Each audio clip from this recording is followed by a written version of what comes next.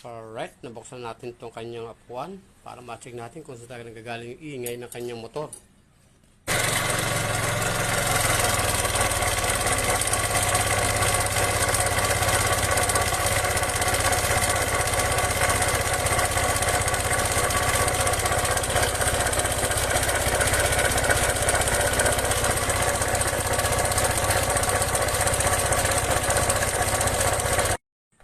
Alright, kaya nga may problema tayo dito.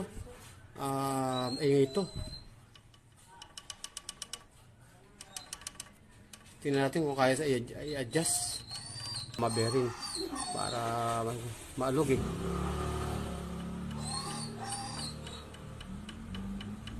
Yun o. May gewang. Tama bearing ito. Hindi siya ano. Yung exhaust pwede pa pero palitin din to. Pero laki ng laki ng clearance to.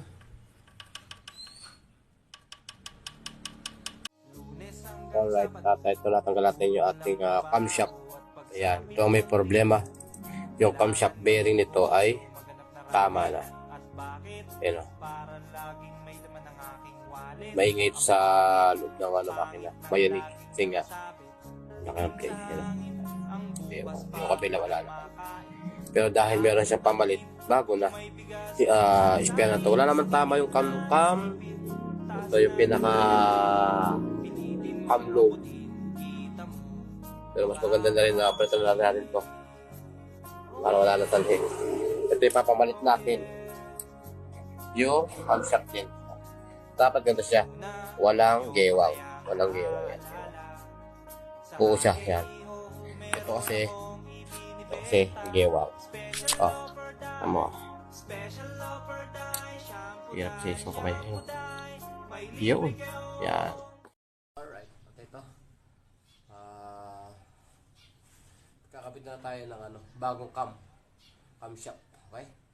Ito, wala na ito Okay, pasok natin.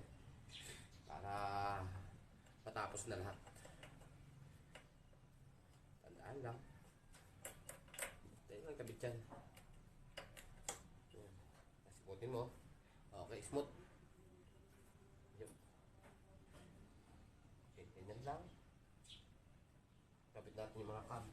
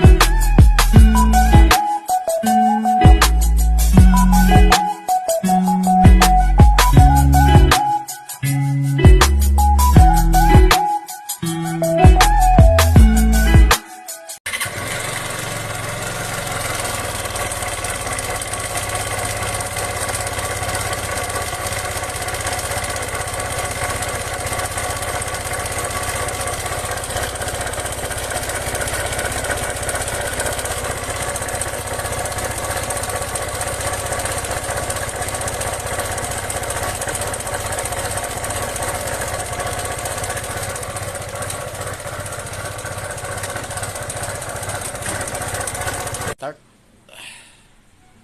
Sana wala nang tunog, wala nang ingay, wala na lahat. Alright?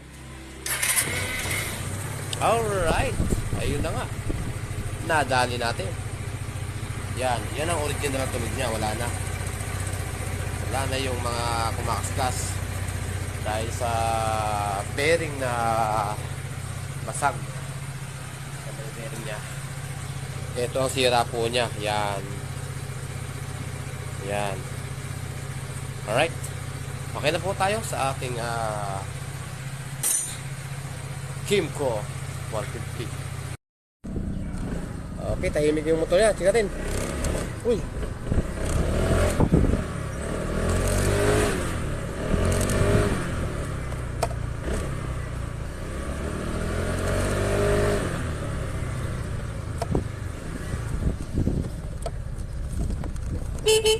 Ay, batet, tep, tep.